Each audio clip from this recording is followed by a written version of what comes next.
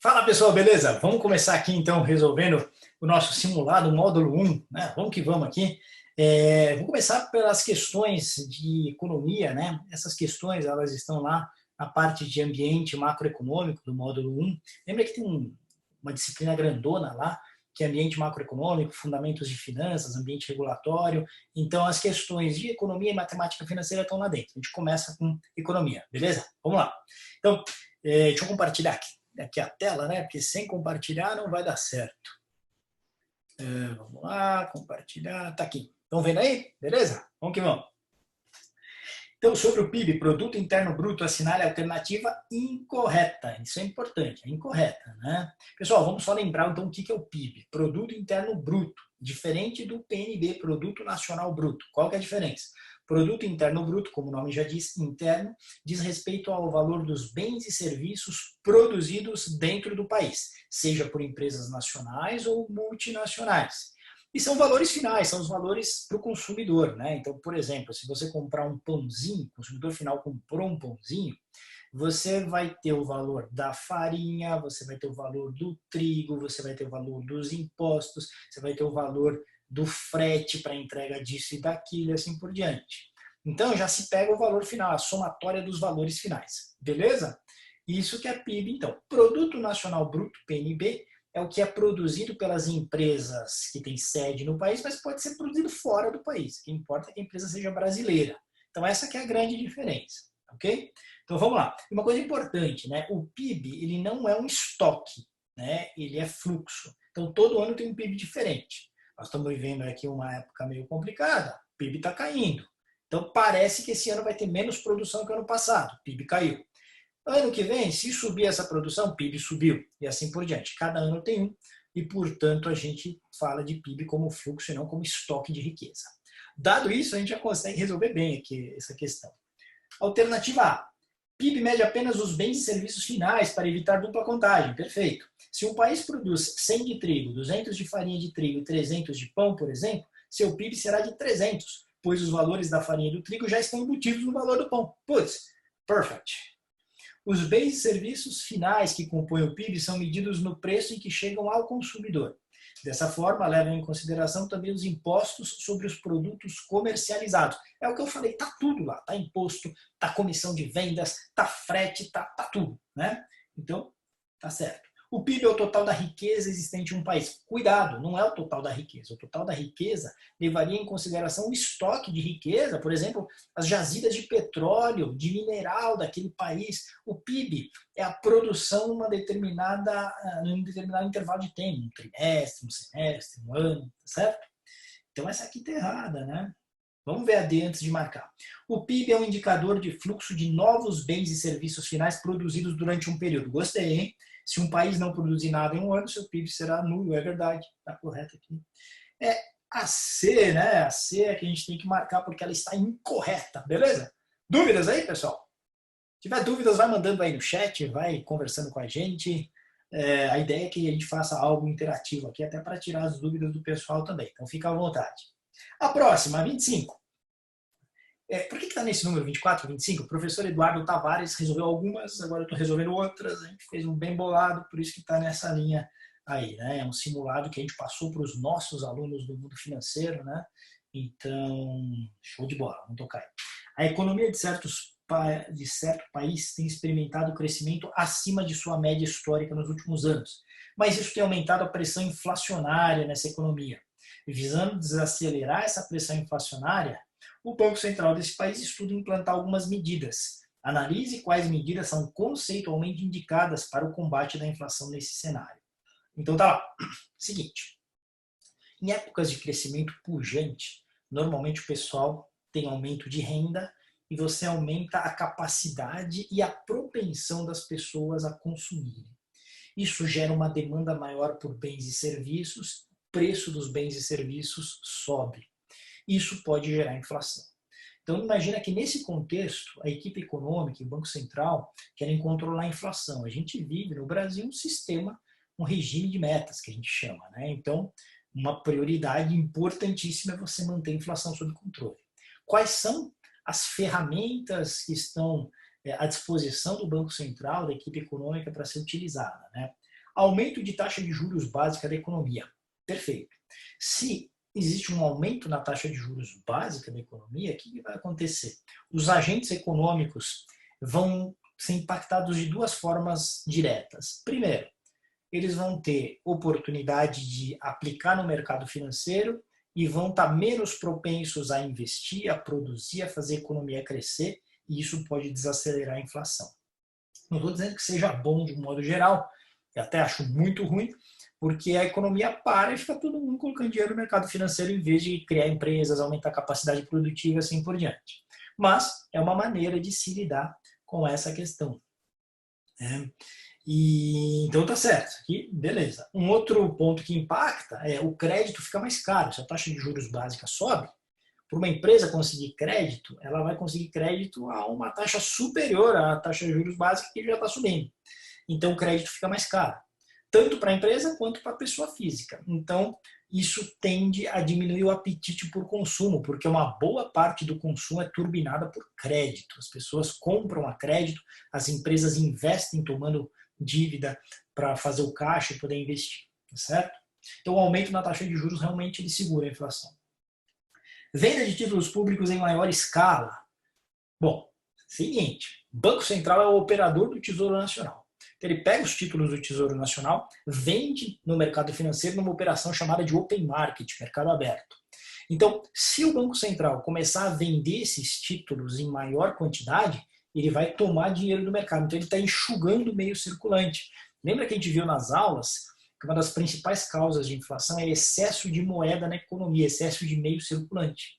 Então, uma forma de você segurar a inflação é enxugar o meio circulante. Bacen faz isso vendendo títulos e pegando o dinheiro de quem compra esses títulos. Então, também está correto. Aumento na taxa de depósito compulsório. O que era depósito compulsório? Depósito compulsório é o seguinte, quando você deposita sua grana no banco, o que o banco faz? Ele pode emprestar, pode usar toda essa grana do depósito à vista? Não pode.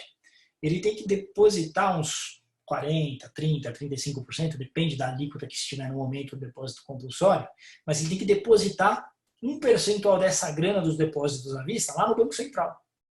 Se esse percentual for alto, isso quer dizer que para cada depósito que o banco recebe, muito vai lá para o Banco Central e não consegue colocar na economia essa grana. Então está enxugando meio circulante da economia. Então, taxa de compulsório alta é um combate à inflação porque enxuga meio circulante, tá certo? Então, o aumento na taxa do compulsório está perfeito, também é uma ferramenta a ser usada. Redução na taxa do redesconto. O que é o redesconto? O redesconto é o seguinte, você tem bancos, estão lá no mercado, dia a dia, e esses bancos eles emprestam dinheiro, né, para os agentes de mercado, tal, né? Pessoa física, pessoa jurídica, assim por diante. Agora, imagina você que um banco emprestou mais do que ele conseguiu arrecadar, né, captar. Tem um buraco no caixa. Geralmente ele vai lá junto aos outros bancos que tem sobra de caixa e faz operações de um dia, né? Se passar com título público como garantia, é Selic. Se fizer diretamente com outro banco sem garantia, é CDI. Né? Olha só. Imagina que nem isso ele conseguiu, ficou com um buraco no caixa. Ele vai atrás de um emprestador de última instância, que é o Bacen. Bacen empresta a uma taxa de redesconto que é punitiva, maior que a taxa de mercado. Se essa taxa for muito punitiva, estiver lá em cima, os bancos ficam com medo de ficar com caixa furado. Então, isso retrai o apetite dos bancos por dar crédito. Tá certo? Então, o aumento desse redesconto é remédio contra a inflação. A diminuição, não. Então, está errado isso aqui. Estão corretas? Afirmação 1, 2, 3. Rapaz, não tinha visto, hein? 1, 2. Aqui é 1, 2, 3 e 4. Estão corretas? 1, 2 e 3. Então, eu teria que colocar alternativa B. De bem feito, de beleza. Tá certo? De boa. Mas vamos lá, 26, tá certo? Como maneira de conter a desvalorização do câmbio. Pessoal, cuidado, já vi muita gente errar na prova quando a gente fala em desvalorização de câmbio. A referência é sempre a moeda local, é o real. Se o real está se desvalorizando, desvalorização de câmbio quer dizer o real se desvalorizando e, portanto, o dólar se apreciando. Tudo bem? Dólar subindo. Então, desvalorização de câmbio é dólar subindo. Então, como maneira de conter a desvalorização do câmbio, a equipe econômica pode lançar mão de algumas estratégias. Qual delas está incorreta? Venda de reservas cambiais no mercado à vista. Deixa eu explicar uma coisa para vocês. O governo brasileiro, ele tem contas espalhadas ao redor do mundo com grana em dólares. Isso é a reserva cambial do país. Teve uma época aí que tinha um ministro da Fazenda, na época, não era Ministério da Economia, era Ministério da Fazenda, e o cara queria criar um fundo soberano, né, para pegar toda essa grana, pôr num fundo, sabe lá onde ia parar essa grana. Muita gente foi contra, tá? Até que se conseguiu evitar que esse treco acontecesse. Mas, enfim, o que são essas reservas? É dólar que o país tem. Por que um país tem que ter reservas em dólares? Né? Isso é muito importante. Porque se não tiver reservas em dólar, o Brasil não consegue honrar os seus compromissos com o exterior. O que acontece? O importador aqui no Brasil, ele compra produtos lá de fora. Agora, ele não pode pagar com reais, porque se ele pagar com reais, o gringo vai olhar e falar, faço o quê com isso aqui? What is this? Não serve para nada, você entendeu? Então, o que acontece? Para pagar o comércio exterior, para pagar juros da dívida que o Brasil tem lá com o exterior, precisa de dólares. Porque dólar é a moeda mundial. Enquanto o dólar for a moeda mundial, não tem jeito. Então, o Brasil precisa acumular riqueza em dólares. Então, você tem lá o governo acumulando essa riqueza, o Tesouro Nacional acumula essa riqueza. E aí, por exemplo, um importador comprou um produto lá de fora, o que ele faz? Ele pega os seus reais, entrega para o Tesouro Nacional, o Tesouro Nacional entrega dólares para esse cara aqui no Brasil, esse cara aqui no Brasil consegue pagar o gringo lá fora e trazer a mercadoria. É assim que funciona. Agora, quando o dólar começa a subir demais, existe oferta e demanda, né? Tudo é regido por oferta e demanda. O que o Banco Central faz? Pega a grana do Tesouro Nacional e começa a vender dólar no mercado à vista. Tá certo? Então começa a vender em enxurrada. E tem feito isso. Esses dias a gente está acompanhando a venda de reservas cambiais para segurar a alta do dólar, para segurar a desvalorização do câmbio brasileiro. Ok? Então tá certo isso. Venda de reservas cambiais no mercado à vista está perfeito. Venda de swap cambial reverso. Vou pular essa por motivos óbvios. Aumento da taxa básica de juros da economia. Sim, é uma ferramenta de política monetária que pode ser utilizada nesse sentido, porque olha só, o gringo, ele está olhando o Brasil, está olhando África do Sul, está olhando países comparáveis, Turquia, tá certo? Enfim, assim por diante. E aí o que acontece? Na prática, ele vai escolher boas relações de risco e retorno. Então, se ele tiver um país que está pagando uma boa taxa de juros nos títulos públicos daquele país, da dívida interna, ele vai lá e compra aqueles títulos no país. Quanto mais alta tiver a taxa, mais esse cara, o gringo, se anima para trazer dinheiro para cá. E o dinheiro que ele traz é o quê? Doleta, é dólar. Maior quantidade de dólares, reservas vão aumentando, reservas aumentando, galera olha e fala, putz, o Brasil tá seguro, é um país seguro porque tem reservas para honrar. Então tem caixa para honrar os seus compromissos externos. Eu sou investidor gringo, eu trago dinheiro para o Brasil, mas eu quero ter certeza que daqui 2 anos, quando vencer o título, eu consigo levar de volta. Se o Brasil tem reserva para caramba, o gringo fala, oh, very good, no problems. Tem grana para trazer de volta, tá certo? Então o aumento da taxa de juros torna mais atrativo esse investimento e faz o gringo vir para cá. Então tá correto. Gringo vindo para cá, dólar aumenta, a oferta de dólares aumenta, câmbio, o dólar cai. Redução do déficit público, aumento de receitas tributárias ou redução do gasto público. Também, sabe por quê? Porque o gringo, ele olha o seguinte, né? Como é que estão as contas desse país? Putz, as contas estão totalmente tortas, né? O país gasta muito mais do que ele arrecada, tal, vai ter um buraco, talvez esse país precise emitir meio circulante para pagar as suas obrigações, emitir meio circulante gera inflação, tá certo? Gerando inflação, eu tenho uma desvalorização do real, e quando eu investir naquele país, eu passo a estar investido. Levei dólares, mas eu faço o câmbio, passo a estar investido em reais. Percebeu? O risco do país começa a aumentar, o risco da economia degringolar. Se a gente vê que quando a gente tem um aumento desse déficit público sistematicamente, aquela medida de risco o país vai subindo. Se a taxa está constante, risco está subindo, está menos atrativo. gringo vem menos. Traz menos dólares, que acontece que a cotação do dólar sobe, tá certo? Então, quando você reduz o déficit público, fica mais redondinho, percepção de risco cai. Como eu falei para você, o gringo está olhando risco e retorno. Opa, Brasil risco baixo, taxa legal, vamos lá investir no Brasil. Entra dólares, mais oferta de dólares, então cai a cotação do dólar. Aqui está certo.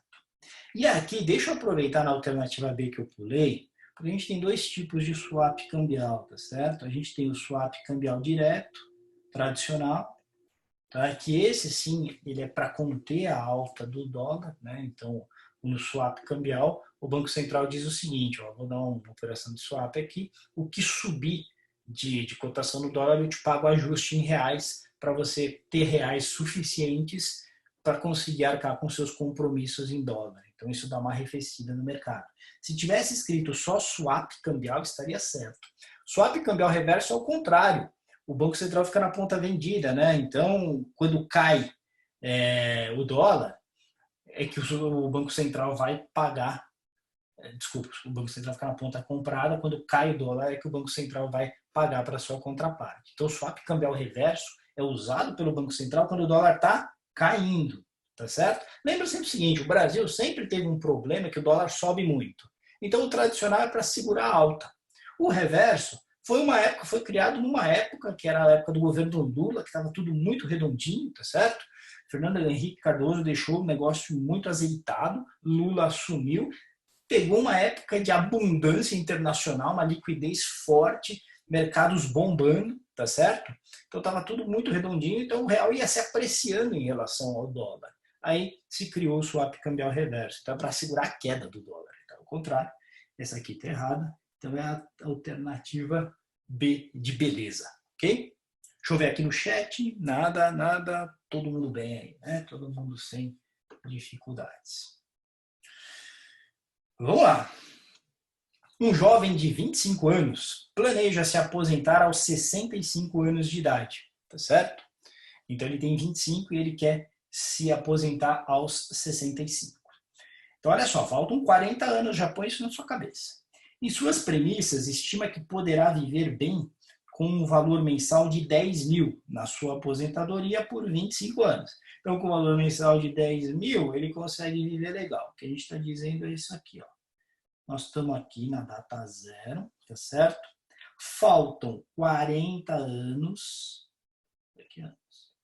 Faltam 40 anos para ele se aposentar, tá certo? Muito bem. E depois que ele se aposentar, ele vai tirar 10 mil por ano, né? Porque com 10 mil ele vive bem. Ok? Por quê? Porque ele considera que em se aposentar aos 65 anos, ele vai viver até os 90, né? Porque são 25 anos aqui. Então a gente vai aqui, são 40 anos de contribuição e depois são mais 25 anos de retiradas, né?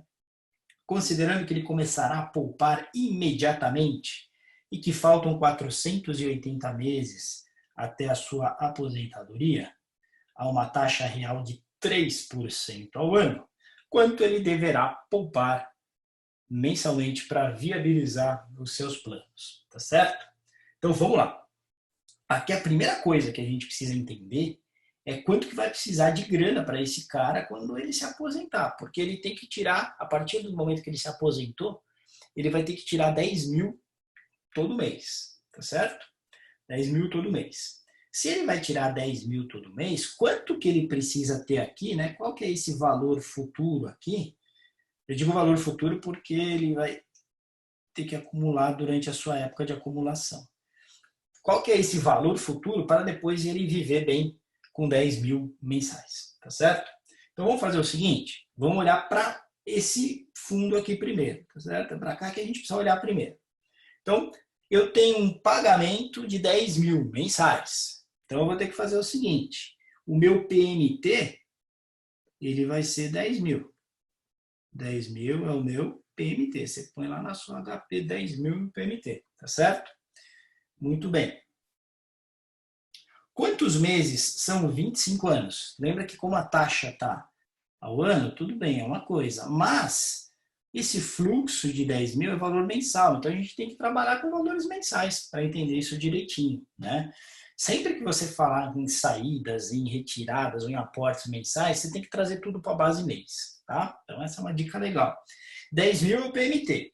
Aí o que eu preciso? Eu vou precisar saber os meses, né? São 25 anos aqui, não são? De 45 a 65, são 25 anos, tá certo? 25 vezes 12. Vamos lá. Quanto que é 25 vezes 12? Deixa eu fazer aqui.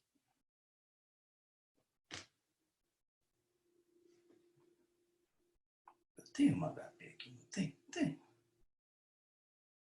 25, 12 vezes... Olha lá. São 300 meses. Então, 300 será o meu N. Ok? 300 será o meu N. Muito bom. Ok. O que mais? Colocamos PMT, colocamos período, precisa colocar a taxa. Aqui que a cobra fuma, toma cuidado, tá certo? 3% ao ano, mas eu preciso da taxa mensal. Você lembra como faz transformação de taxa? Espero que sim, né? A taxa que eu quero, ela é igual a 1 mais a taxa que eu tenho, número de períodos que eu quero, sobre o número de períodos que eu tenho, menos 1, tá certo? É isso que a gente tem que fazer. Então, olha só, qual que é a taxa que me foi dada? É 3% ao ano. Então, é 1 mais 3% é 0,03, tá certo? Muito bem. Qual que é o número de períodos que eu quero? Eu quero para um mês, eu tenho para 12 meses. Então, é 1 sobre 12, menos 1, tá certo?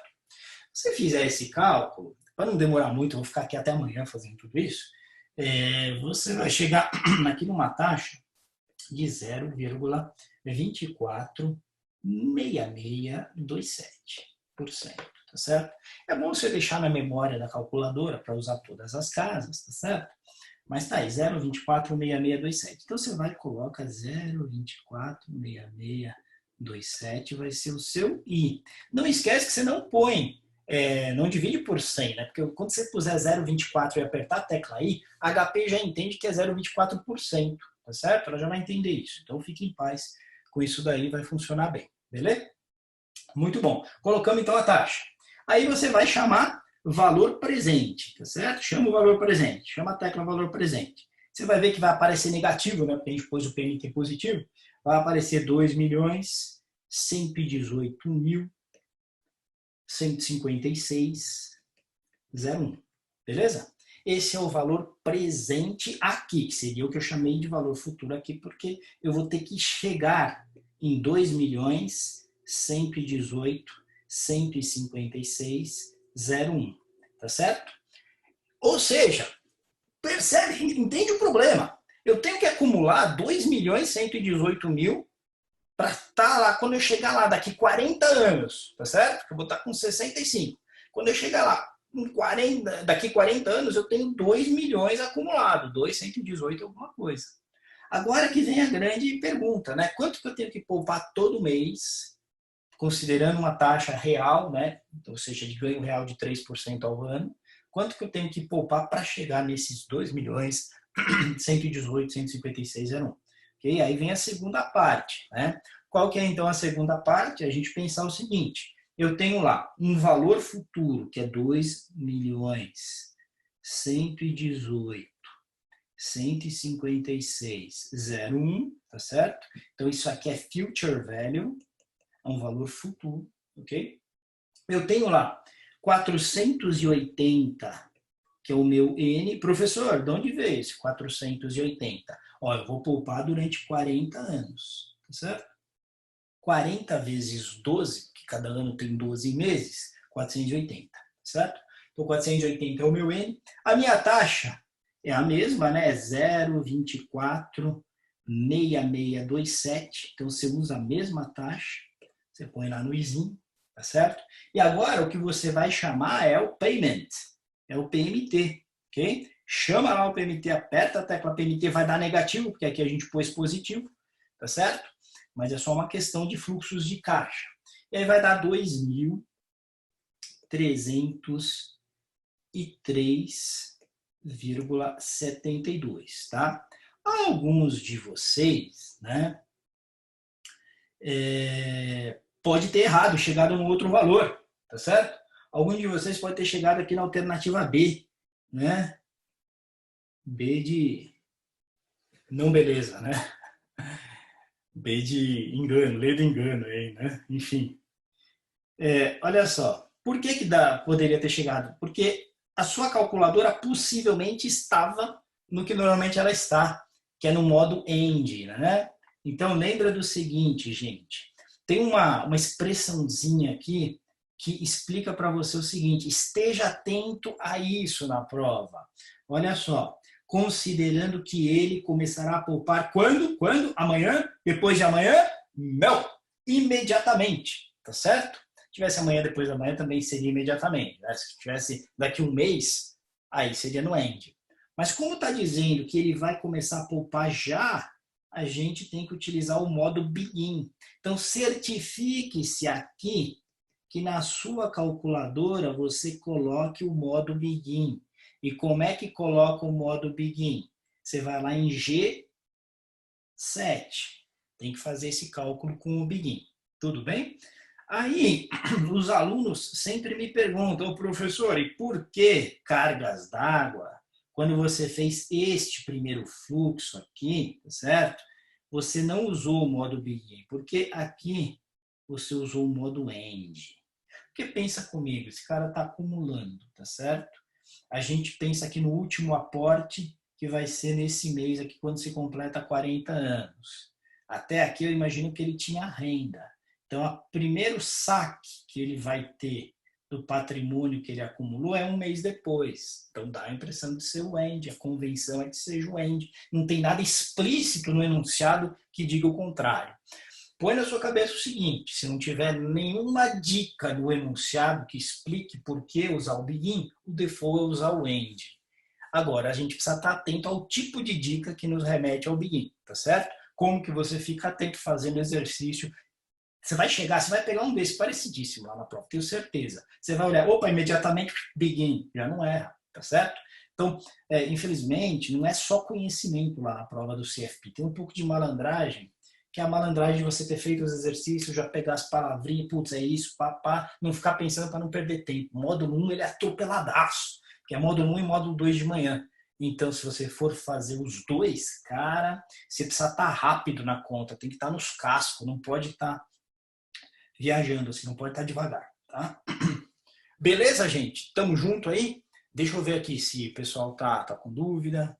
Pô, ninguém fala comigo, hein, meu? Acho que ou tá tudo muito claro, ou então o pessoal deixou a tela aí e foi tomar café. Muito bom.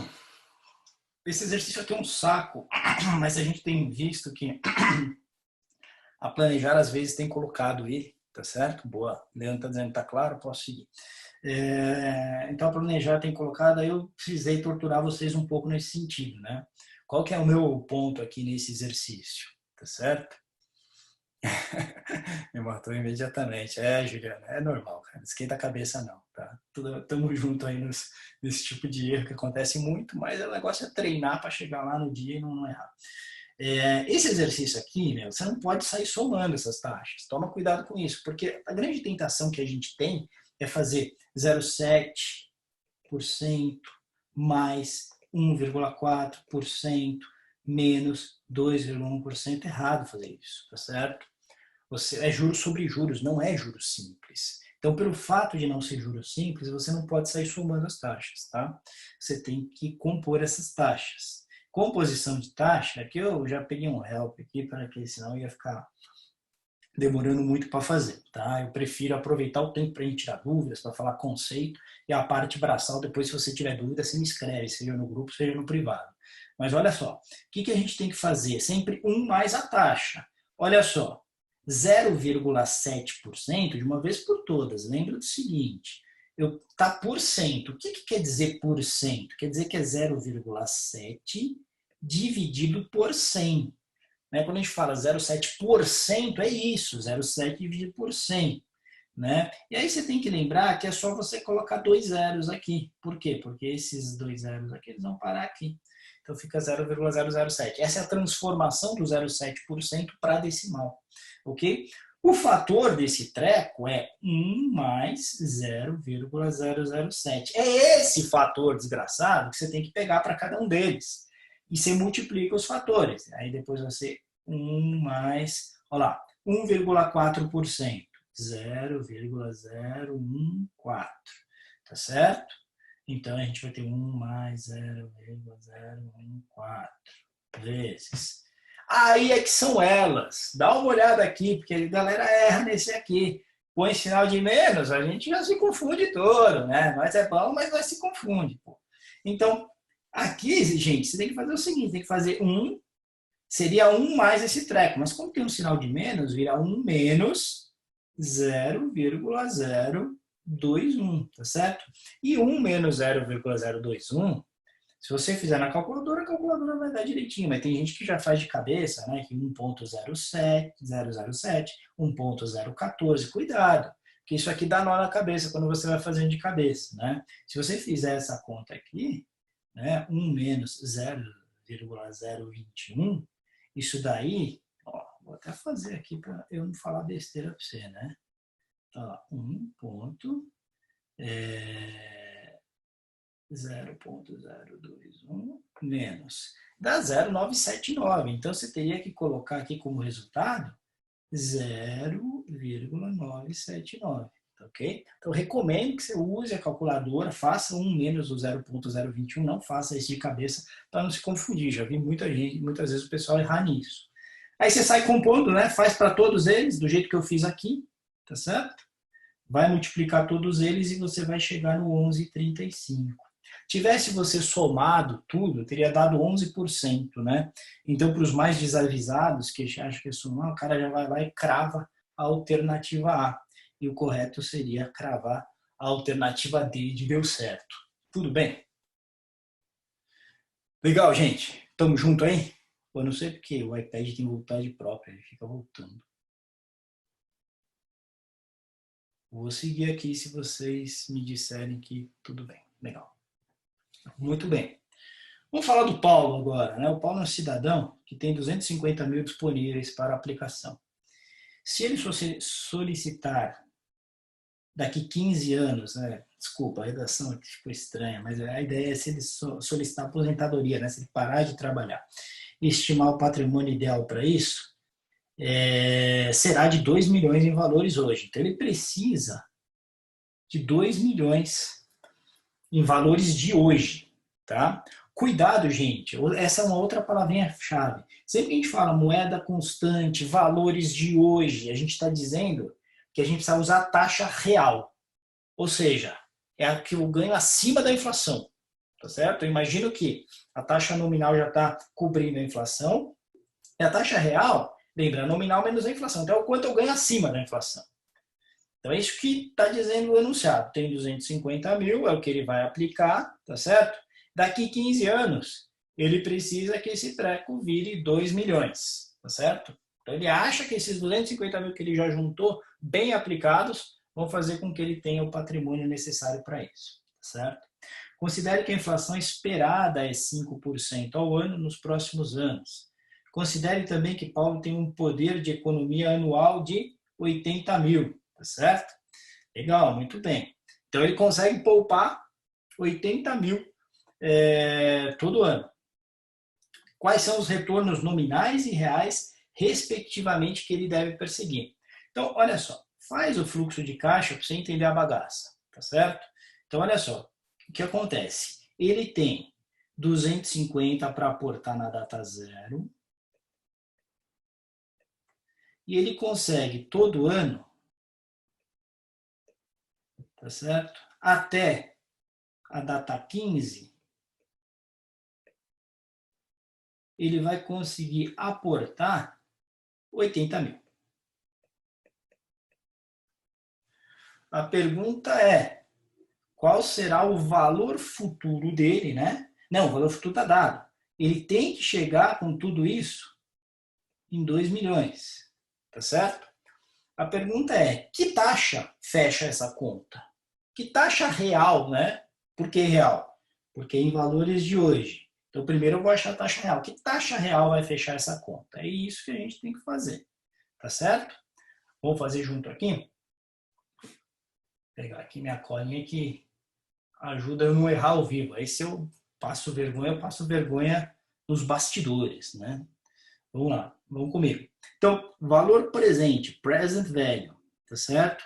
250 mil. Eu vou pedir para você prestar atenção nos sinais aqui, né? Ou você põe menos 250 mil para seguir essa setinha que está caindo, né?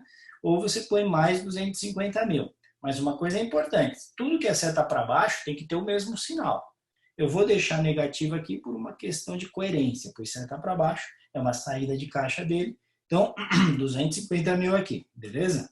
Aí depois eu vou ter um PMT, por quê? Porque o pagamento aqui dessas parcelas de 80 mil também negativo, tá certo? Porque ele começa com 250 mil na data zero, aí depois ele tem 80 mil every single year, ok? Todo santo ano ele vai ter os 80 mil, beleza?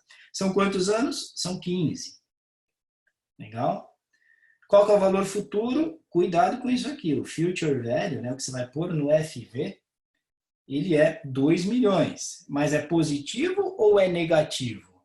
Perfeito, positivo. Então, 2 milhões positivo. Olha lá. Legal.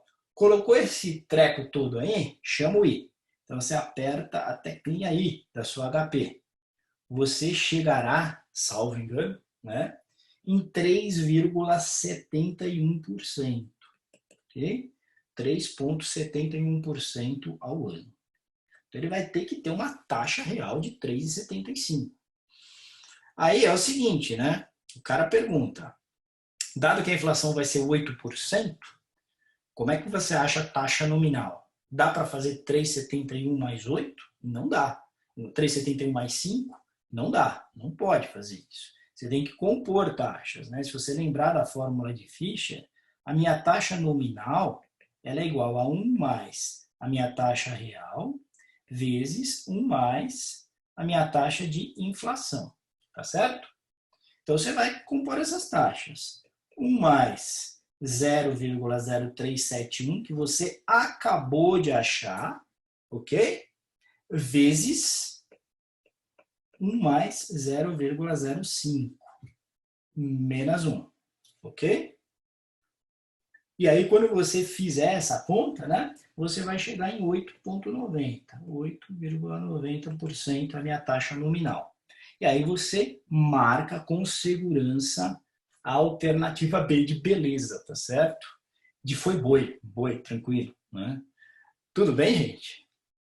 O Wellington está falando aqui que a inflação é 5%.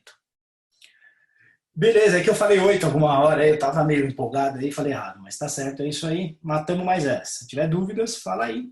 Vai ficar gravado, tá? Eu sei que às vezes é meio que correria, beleza? E vai ficar gravado e depois você olha com calma se tiver dúvida. A gente vai picotar também, vai cortar e vai colocar de cada uma das questões depois, né? Algumas eu sei que tinha resolução, outras não. A ideia era não ter nenhuma, né? Até escapou de ter resolução em algumas, porque a ideia era que vocês fizessem acompanhando depois a resolução, que dá para acompanhar quando funcionam as coisas, tá certo?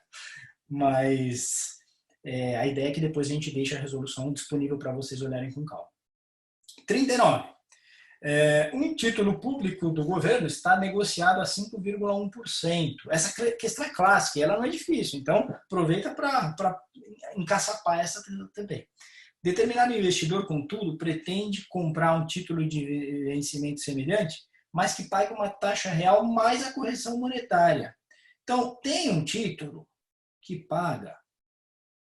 O Word, desgraçado do Word, meu, olha. Aqui.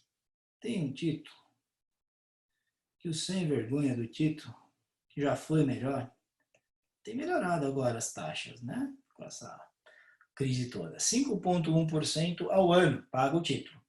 Mas esse cara, ele quer um título indexado à inflação, possivelmente, porque ele enxerga um risco de inflação nos próximos anos e ele quer ser remunerado, né? Remunerar o seu poder de compra, tá certo? Olha, a inflação média projetada é 3% ao ano e ele comprou a ideia de que vai ser uns 3%. Então, isso quer dizer que deve ter uma inflação aqui, ó, na casa de 3% ao ano, tá certo? Muito bem. Aí, então ele precisa comprar um título indexado à inflação. O título indexado à inflação, ele sempre paga uma taxa fixa, só um minutinho, deixa eu escrever aqui inflação.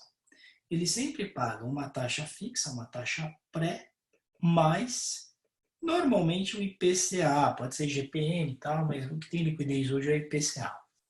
Então, a inflação projetada é 3%. Ele quer uma rentabilidade de uns 5,1, tá certo? Ele gostou, ele acha que está boa essa rentabilidade, mas ele quer indexado à inflação. Então, basicamente, para que não haja arbitragem nos mercados, para que o mercado esteja em equilíbrio, esse título que paga a inflação mais alguma coisa tem que equivaler a esse de 5,1% ao ano. Então, eu vou encontrar aqui qual é a taxa real baseado nisso, tá certo? De novo, eu vou ter que usar a fórmula de Fischer, que me diz que taxa real é igual a 1 mais a minha taxa nominal, dividido por 1 mais a minha taxa de inflação, menos 1. Tá certo? A gente explica isso direitinho lá na aula, se você não lembra, dá uma olhadinha quando a gente fala de taxa nominal e taxa real. Tem uma aula só disso. Então, vamos lá. 1,051 dividido, né, por 1,03 menos 1. É essa conta que a gente tem que fazer. Ao fazer essa conta, você chegará no 2,04% ao ano. Está tudo em base ano, não tem segredo, não precisa transformar taxa, não precisa fazer nada nesse sentido. Você vem aqui, já acertei, vai pro abraço, encaçapou mais essa. Galera, tem que saber isso de cabeça, tá? Isso tem que ser rápido, porque lá no dia da prova cai muita coisa nesse sentido, de diferenciação de taxa real, taxa nominal. Por que cai? Por que a Planejar tem um baita interesse nisso? Porque quando você faz projeção para o seu cliente, né, de quanto que o cara precisa poupar, quanto que o cara precisa investir para acumular tal patrimônio, você precisa ter muito claro o que é taxa real e taxa nominal. Taxa nominal pode não dizer nada. Então, você pode ter uma taxa nominal boa para caramba de 20%, mas se a inflação estiver rodando a 20%, você está só corrigindo o poder de compra, você não está entregando nada em termos de ganho real para o seu cliente. Tá? Então, sempre que a gente faz projeção de formação de patrimônio, você vai usar a taxa real. Muito bom, vamos lá. Tudo bem, gente? Estão comigo aí? Tem dúvidas? O WhatsApp nada, chat aqui nada, vou seguir. Um atacadista dá um prazo de 90 dias para o pagamento dos produtos comprados por seus clientes. Entretanto, se o cliente pagar à vista, ele recebe um desconto de 10%, ele cliente. Qual a taxa de juros cobrada por esse atacadista? Então, lembra sempre o seguinte, o varejo não gosta de falar que cobra taxa de juros, o varejo fala que existe um preço cheio e dá desconto à vista. Na prática, a gente sabe que tem uma taxa de juros lá embutida, isso é só um argumento de venda, né? Então, pensa comigo. Qual que é o valor lá? Não tem valor. Buguei, professor. Buguei porque não tem valor. O que eu faço aqui? Onde eu ponho PV? Onde eu ponho FV? Não sei. Pessoal, quando falar em taxa e não tiver valor, uma dica. Arbitra um valor para você saber o que você está fazendo. Então, vamos imaginar que veio lá um cliente e gastou R$100 lá no atacadista. Sem um número bom, porque é fácil de fazer conta. Gastou R$100. Aí, o atacadista fala assim, mano, se você pagar à vista, você tem um desconto de 10%. Então fica 90, né? Era 100, dá um desconto de 10%, fica 90.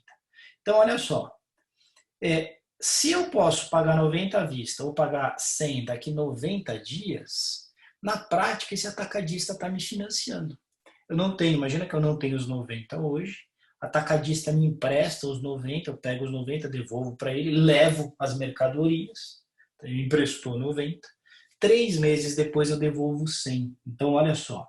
Ele está me emprestando 90, entra 90 para mim na data zero, ok?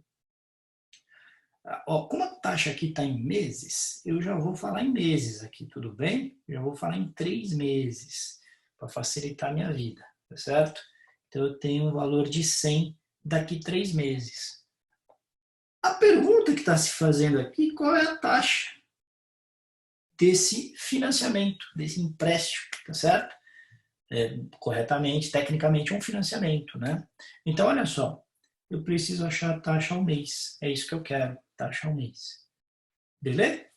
Como é que eu vou fazer isso na minha HP, né? Você tem que pôr aí, agora ficou fácil, né? Equacionou, vê isso, né? Então, você entendeu o problema, se você equacionou, desenhou aqui, depois a chance de errar é pequena, né? Então, vamos lá. Qual que é o meu valor presente? 90, né? 90, você põe na teclinha present value. Gente, não esquece, ó, zero a calculadora, tá? Antes de começar a fazer qualquer coisa, zero a bichinha, tá? Então, zera ela, se certifica que tem esse Czinho aqui na tela. O pessoal me pergunta, professor, como é que eu ponho esse Czinho? STOEX, tá certo? STOEX você põe Czinho, STOEX você tira Czinho.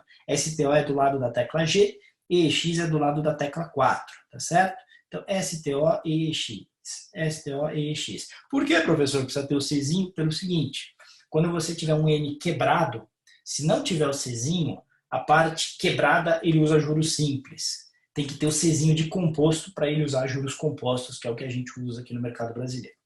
Tá bom?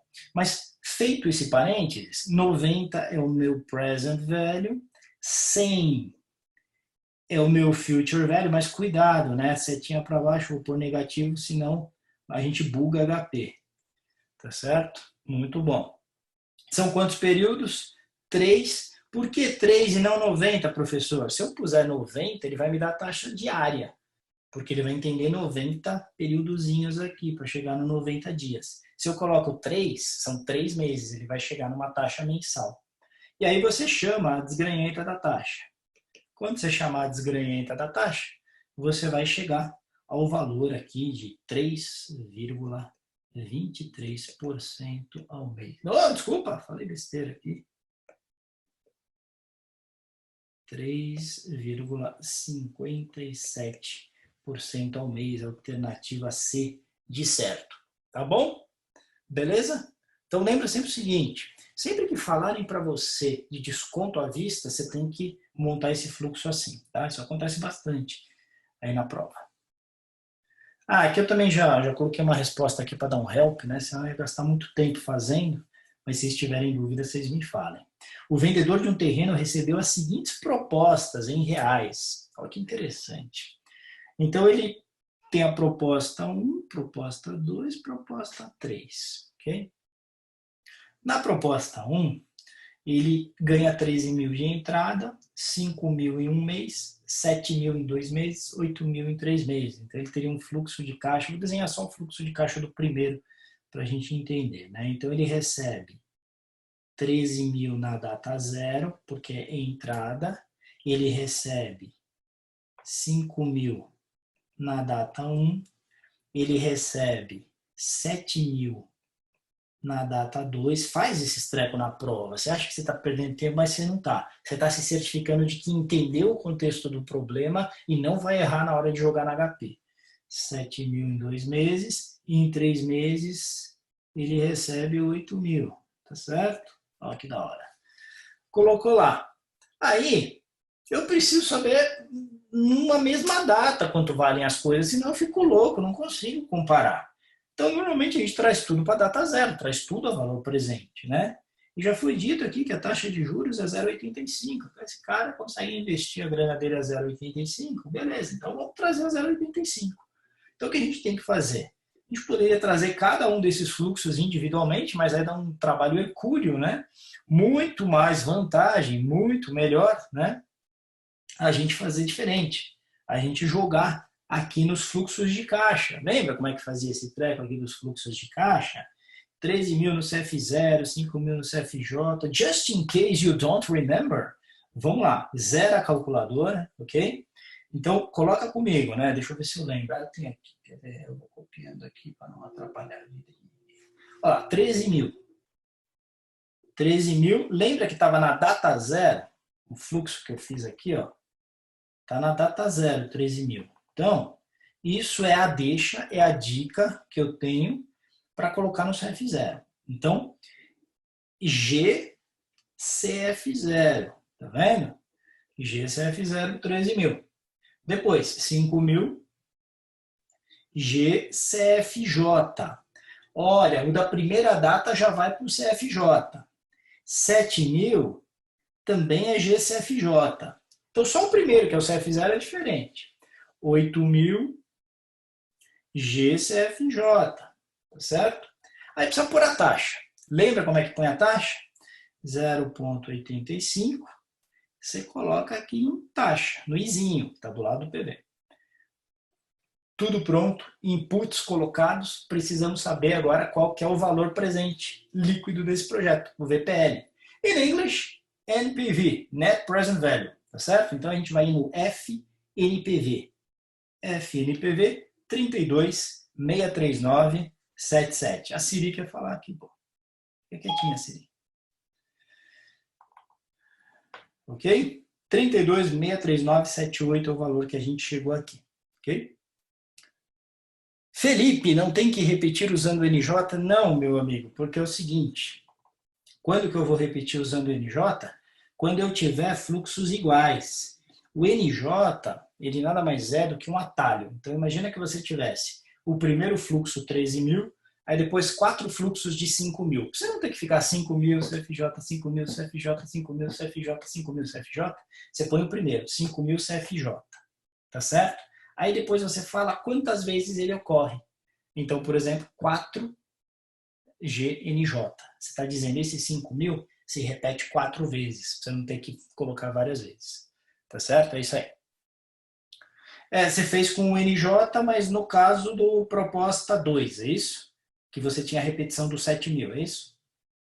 Porque em tese não seria o caso, né? Eu não vejo 8.000 se repetindo várias vezes. Ah, quando você achou 8.000 em 3 meses, você achou que 3 vezes de 8.000, é isso? Entendi. Então, talvez se eu tivesse colocado aqui na pergunta na data 1, na data 2, na data 3, seria mais claro, né? Só que cuidado, eu já vi várias vezes aparecer desse jeito, né? Então, ó, em 1 mês, quer dizer que é daqui 1 mês. Em 2 meses, quer dizer que é daqui 2 meses. Em 3 meses, quer dizer que é daqui 3 meses. Então, é bom você estar familiarizado também com essa linguagem, tá bom? Eu entendo o que vocês estão falando e eu procuro ser bem claro nos enunciados de exercício, mas minha maior preocupação não é ser claro para nós, para nossa cabeça. A gente precisa colocar o enunciado como cai lá na prova do CFP.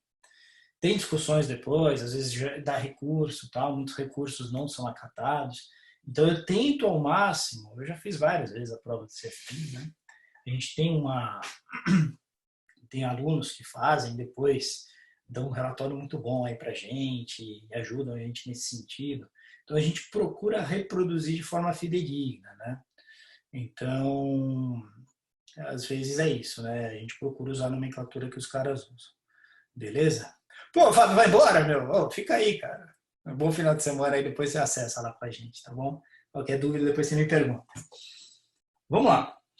42. Qual o custo real mensal de uma operação de financiamento por 5 meses? Sabendo-se que os juros nominais cobrados atingem 1,4% ao mês, né? E a inflação total no período é 2,8%. Tá? Isso aqui também não tem grandes problemas.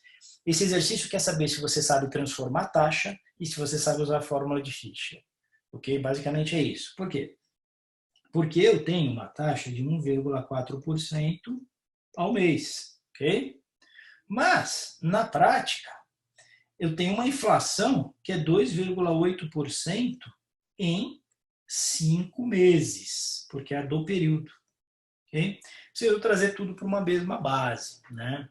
Nesse exercício aqui é mais fácil pegar a inflação e trazer ela para mês, tá certo? Então, lembra, a taxa que eu quero, ela é sempre 1 mais a taxa que eu tenho, elevado ao número de períodos que eu quero, sobre o número de períodos que eu tenho, menos 1. Gente, preciso decorar isso aí? Precisa. Né? Eu já nem acho que seja decorar, né? Na medida que a gente vai usando, vai ficando claro na cabeça. Eu sei que tem programinha na HP que faz isso, tem que programar e tal. Eu não gosto, honestamente, né? Eu trabalhava em mesa de operações de banco, né? Então a gente fazia tudo na mão, até não usava FVPV, para você ter uma ideia, né? Até isso a gente fazia na mão. A gente acostuma com isso, mas a questão não é essa. Se der pau na porcaria do programinha no dia, se tiver algum problema na sua HP e de última hora você tiver que pegar outra, você tá vendido na história, cara. Você tem que ter autonomia, você tem que ter confiança em si mesmo. Então, eu recomendo você treinar algumas vezes transformação de taxa ir para cima com o conhecimento que você tem, tá? Então, olha lá. Taxa que eu quero vai ser 1 mais 0,028, que é 2,8%, é 0,028, tá certo? Você vai elevar isso ao número de períodos que você quer. Você quer para 1 mês. Você tem para 5 meses. Faz isso menos 1, tá certo? Então você precisa achar a inflação mensal aí, né? Vou fazer na HP essa aqui, tá certo? Porque aí eu já mostro para vocês também o esqueminha que eu uso, que às vezes é legal. Então, 1.028, 1.028, você vai dar um Enter, tá certo? Aí olha só, são 5 meses. O que eu vou fazer? Eu coloco o 5 aqui, eu vou apertar uma tecla, que é a tecla chamada 1 sobre x.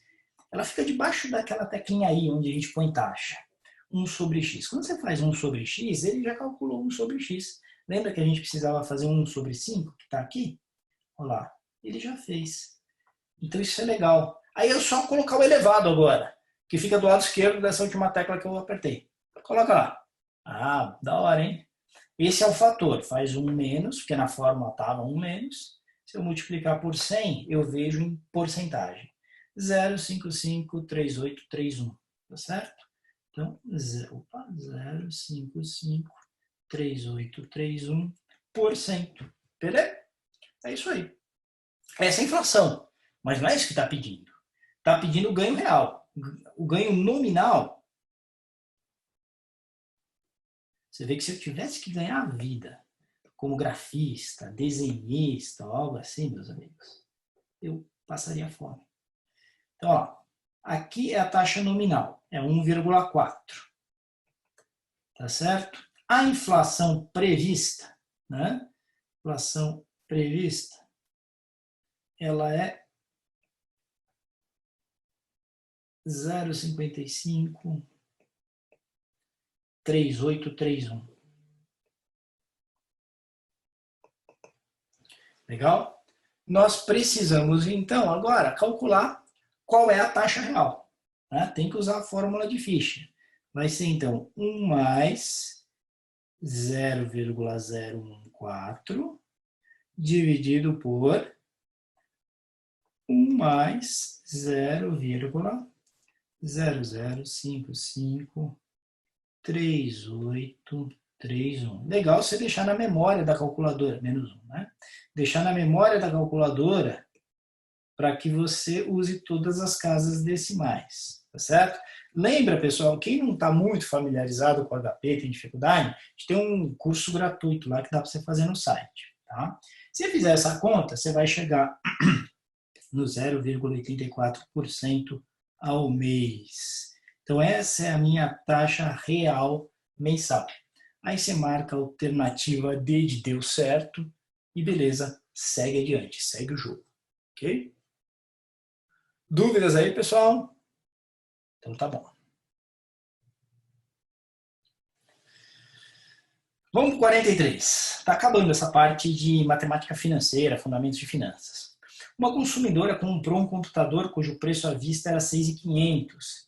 Ela optou por pagar em 6 parcelas de 1.200, sendo a primeira parcela no ato da compra. Qual é a taxa de juros mensal embutida nesse financiamento? Né? Então vamos lá. O que eu falei para vocês, coloca esse treco num fluxo de caixa para você entender, tá certo? Preço à vista era 6.500, muito bom. Isso quer dizer que se ela pagar na data zero, é 6.500, ok? Uma opção que ela tem é fazer diferente, é pagar em 6, 1, 2, 3, 4, 5, 6. 6 de 1.200. Tá certo? Então é aquele mesmo esquema que a gente viu no exercício anterior. O cara está emprestando 6.500 porque ela não tem esse valor, mas ela já quer levar o computador, porque ela precisa começar a estudar para o CFP, certo? Precisa levar o computador. Aí 6,5 é como se o varejista emprestasse para ela esse 6,5 e em troca ela vai pagar aqui 6 parcelas, vai até a data 5, que é a primeira na data 0, 6 parcelas de 1.200. bancos, tá? Qual que vocês acham que é a grande pegadinha aqui? Que você pode errar na prova se você não tiver com os olhos muito atento. Leandrão, é isso aí, velho. É Biguin, precisa usar Biguin na veia, né? Por quê? Começa na data zero aqui, ó, tá vendo? Começa na data zero aqui, a primeira parcela que a bichinha tem que pagar é na data zero. Então não esquece, tá? Você tem que colocar o Biguin. Então certifique-se que o Biguin tá na tela. Vai lá, põe o Biguin na tela, ok? 6.500 vai ser o meu PV. 1.200 vai ser o meu PMT. Pode ser positivo, professor? Nem a pau, tem que ser negativo, né? Um é para cima, outro para baixo, tá vendo? Então tem que ser negativo, senão buga a calculadora. Beleza? Aí tem que colocar 6 como N. Não se confunda, tá? Isso aqui é uma coisa, às vezes confunde o pessoal. Putz, vem até a data 5 e eu ponho 6. Põe 6, porque são 6 parcelas. Não importa até que data que vai. Põe na sua cabeça o número de parcelas. 6 parcelas? É 6. Tá certo?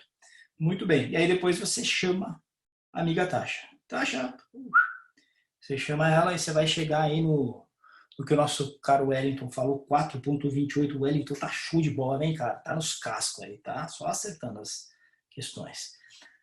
Beleza? Tamo junto, hein? Bora. Essa é a última de matemática financeira, tá? Fala sobre tabela SAC, o pessoal gosta de perguntar isso, porque financiamento imobiliário, normalmente, é algo muito relevante na vida de uma pessoa, de uma família, né? Então, faz todo sentido que a Planejar se preocupe com isso no contexto do planejamento financeiro. Então, olha só, o cara pagou aí R$1 milhão, deu 400 pau de entrada e, portanto, financiou 600 mil. Então, a gente já tem um financiamento de 600 mil. O valor que eu chamo normalmente, né, de saldo, né, saldo devedor. O saldo devedor no início do contrato, desprezando todos os demais custos. Tá? Normalmente o problema despreza mesmo. O custo de seguro já está embutido na taxa, como se isso fosse um set e tal, então já está embutido lá. Custo de avaliação, nada disso está entrando aqui. Né? Só diz que o saldo devedor é 600 mil. Beleza? Então a gente olha já para esse saldo devedor, 600 mil. A taxa do SFH, 9% ao ano, mais TR. Como não fala nada da TR, se aparecer assim no problema, você simplesmente desconsidera e você sabe que a taxa vai ser 9% ao ano. Ok? Considerando o meu financiamento de 20 anos, calcule o valor da primeira parcela. Por que sempre que tiver uma questão sobre saque, que for numérica, a pergunta é em relação à primeira parcela? Porque a parcela é variável, a parcela vai diminuindo na saque. Então, o cara nunca vai perguntar qual é o valor da parcela, vai perguntar da primeira parcela, quando for saque. Tá? Muito bem, saldo devedor 600 pau. Lembra o seguinte, uma parcela ela é composta de juros mais amortização, sempre. Parcela é composta de juros mais amortização. Juros vai incidir sobre o saldo devedor, 600 pau. Juros de 9%, mas cuidado, 9% está ao ano e você paga o seu financiamento imobiliário mensalmente, né? Você paga mensalmente. Então você precisa saber quanto que 9% ao ano é ao mês. Espero que a essa altura já esteja claro para você que é 1 mais 0,09 elevado a 1 sobre 12 menos 1. Professor, por que 1 sobre 12? Você tem uma taxa para 12 meses, você quer uma taxa para um mês, certo? Então vou fazer aqui. 1,09, enter, 12, inverte, eleva, 1 menos 100 vezes 0,720732. Como é que põe isso na memória? Você vai aqui em STO, do lado da teclinha G, STO, e põe na memória 1, por exemplo. Está lá guardadinho, tá certo? 0,72, isso aqui é igual a 0,7207 32% ao mês. Então, show de bola, já achou a taxa mensal. Como é que então você acha o valor desses juros? Os juros vai ser os 600 mil, que é quanto você deve para aqueles porcos capitalistas do banco. É brincadeira, tá, pessoal? Vocês trabalham em banco, eu trabalhei tanto tempo em banco, a gente os bancos como grandes amigos nossos, né? Mudando o discurso agora. Olha lá, 0,720732%. Você tem que fazer essa multiplicação, ok? Cuidado, né? Então, olha só. Esse 0,72 que está aqui, ele está em percentual. Então, 100 divide. Agora ele está em decimal, tá certo? 600 mil vezes 4.324,39, tá certo? Deixa eu ver se eu combinei uma bola aqui. Não, tá certinho. 4.324,39. Beleza? Tamo junto aí? 4.324,39. Mas isso é juros. Isso é 4.324,39. É juros. E aí, como é que eu chego na minha amortização? O que é saque? O que é saque? Sistema de amortização constante. Pô, meu amigo, se é constante esse treco, você tem que pensar o seguinte, são 600 mil. Quantos meses tem para pagar esses 600 mil? 20 anos. 20 anos são 240 meses. Se eu tenho que pagar esses 600 mil em 240 meses, pego os 600 mil e divide por 240. Sistema de amortização constante. 600 mil, enter, 240 divide, ó lá, 2,5, tá certo? 2.500. Que beleza. 4.324 mais 2.500 vai me dar 6.824,39. 6.824,39. Tá? Então, alternativa D, né? D de deu certo, de novo. Muito bem, pessoal. Dúvidas? Tamo junto aí? Ok.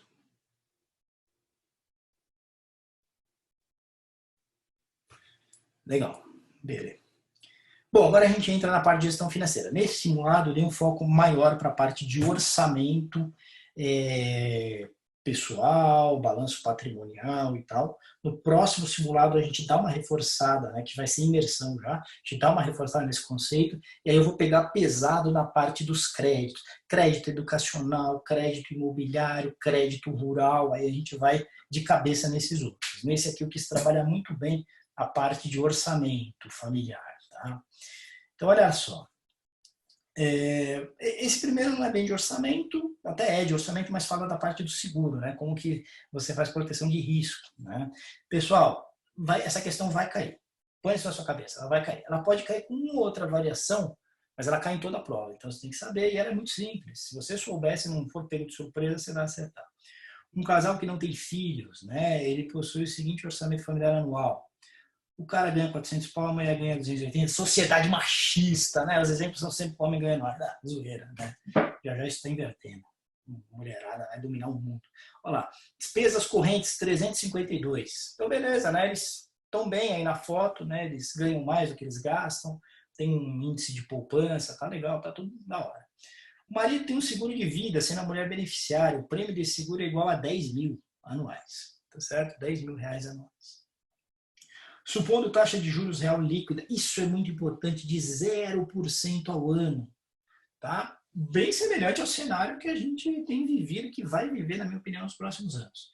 Inflação de 2% ao ano, e que a indenização a ser recebida pela mulher seja suficiente para cobrir 10 anos de suas despesas não cobertas pelo próprio salário. O valor adequado da cobertura desse seguro é quanto? Qual que é o valor adequado para cobrir esse seguro? Ou seja, a gente precisa saber qual que deve ser o valor que o marido vai fazer esse seguro de forma que a mulher consiga viver confortavelmente ou manter o seu padrão de vida pelos próximos 10 anos, tá certo? Sem maiores atropelos. Né? Então, como é que a gente faz esse treco aí? Primeiro, o cara morreu, infelizmente. Então, não tem mais essa renda. Só tem a renda da mulher. Então, a renda da mulher é 280 mil. Tá certo? Ela tem despesas de 352 mil. Aí você vai me dizer, calma aí, professor Felipe. talvez o cara que seja o maior gastão, como normalmente é, a mulher gaste menos e ela nem tem esses 352. Pois é, a gente já discutiu isso lá no Planejar, tal, os alunos questionam, mas a gente parte do pressuposto, do princípio do conservadorismo, né? Vamos imaginar que para ela manter o padrão de vida, os gastos vão continuar em 352 mil. 352 mil menos um treco aqui, que é esse seguro. O marido já morreu, não tem que pagar esses 10 mil mais. Né? Então, na verdade, é 352 menos 10 mil. Os gastos passam a ser de 342 mil. Né? Se você fizer essa conta, isso aqui vai dar um déficit, né? De 42 mais 20, 62 mil. Então, todo ano é um déficit de 62 mil. Então, na prática, o que nós estamos dizendo, meus caros, é que ela vai precisar sacar, ano após ano, até o número 10, 62 mil. Ok? E eu preciso calcular, né, qual é a minha reserva aqui, né? Quanto que ela vai ter que receber, tá certo? Aí vinha uma outra discussão, é com biguinho ou sem biguinho? Porque, putz, ela pode precisar da grana logo no começo do ano. Ah, mas eu acho que não é biguinho, eu acho que é end, porque ela tem o rendimento dela, aí ela pode postergar para o final do ano o que faltou, enfim. Ficava toda essa discussão, a gente conversou com a Planejar a respeito disso, e aí a partir, porque antes a Planejar deixava solto isso e tinha uma taxa aqui que era diferente de zero. Cara, agora a Planejar está colocando taxa zero. Por que é legal pôr taxa zero? Porque quando você põe taxa zero, quanto faz?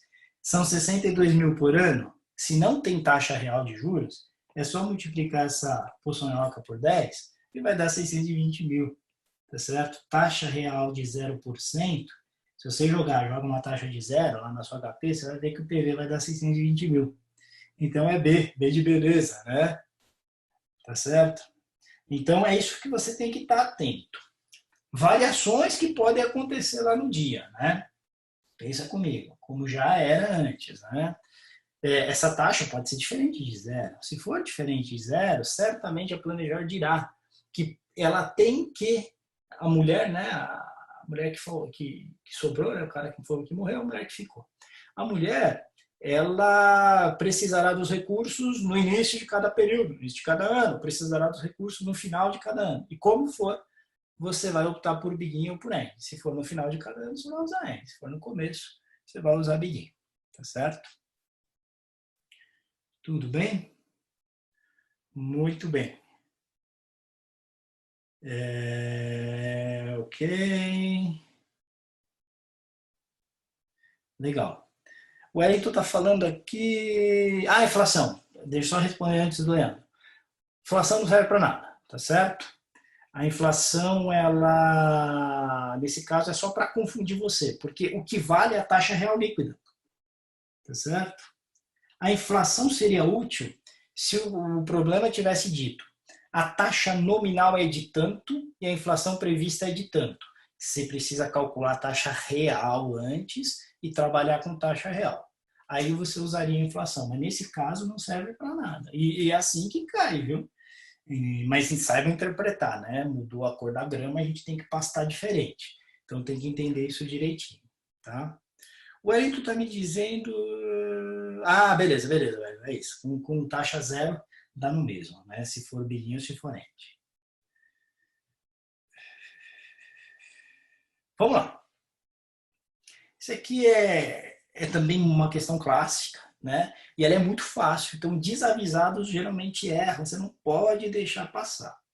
Existe um treco chamado fundo de emergência. Fundo de emergência se preconiza, né? A Planejar preconiza, e o pessoal que estuda a fundo orçamento familiar preconiza que você deve ter um fundo de emergência de 3, que cubra de 3 a 6 meses a sua despesa, tá certo?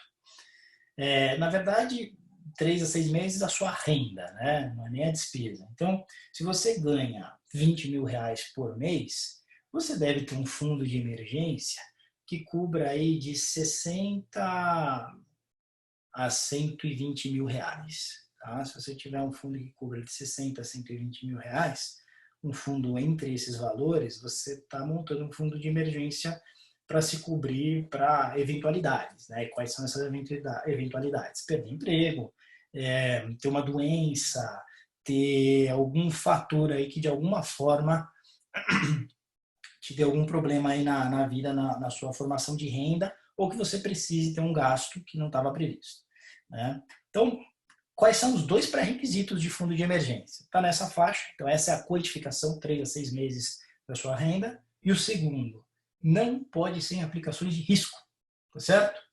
Deu um chabu danado que o primo rico, né, o Rich Cousin, ele falou lá um dia desses, né, que ele recomendava você fazer fundo de emergência com título privado, né? E aí a gente tem visto aí os títulos privados dando chapéu no pessoal, né? Debênture que não foi paga e tal. Então o pessoal tava brigando com ele esses dias, né? E a Planejada, ela fala isso, né?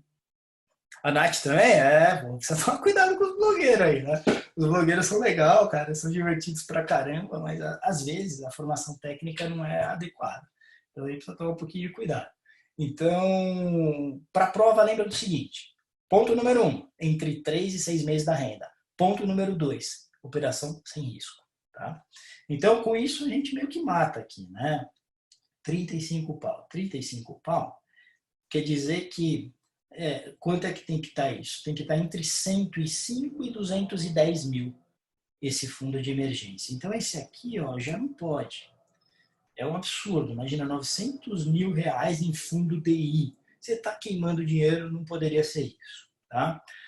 Aí a gente tem aqui, constituir gradualmente fundo de emergência, 150 mil, opa, tá bom, em ações do Ibovespa. Não pode. Certo? Isso aqui tá errado.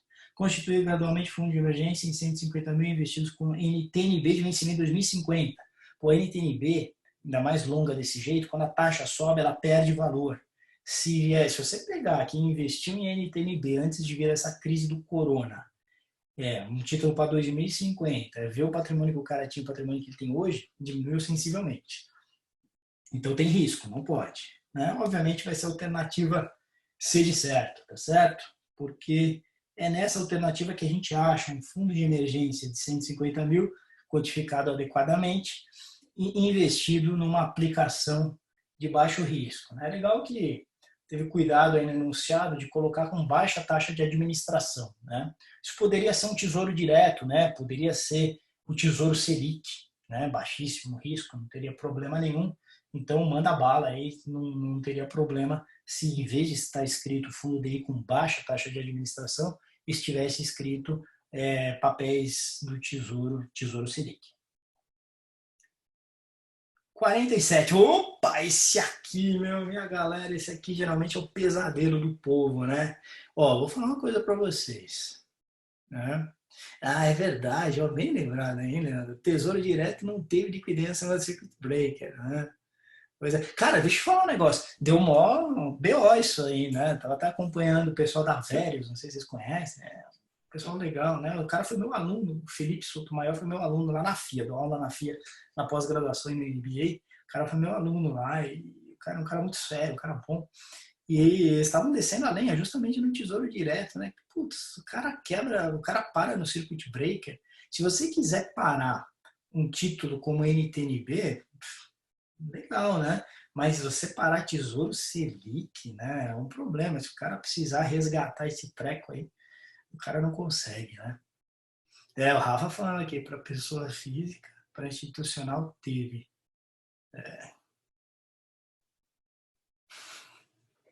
Rapaz, mas é que são situações atípicas também, né? A gente não pode tomar isso como situações normais. É que nem o VAR. O VAR ele serve para situações normais, um pequeno estresse aqui e ali. Agora, situações atípicas como essa, meu amigo, estamos para ver, né? Mas vamos que vamos. Vamos só terminar aqui, depois a gente troca mais umas ideias.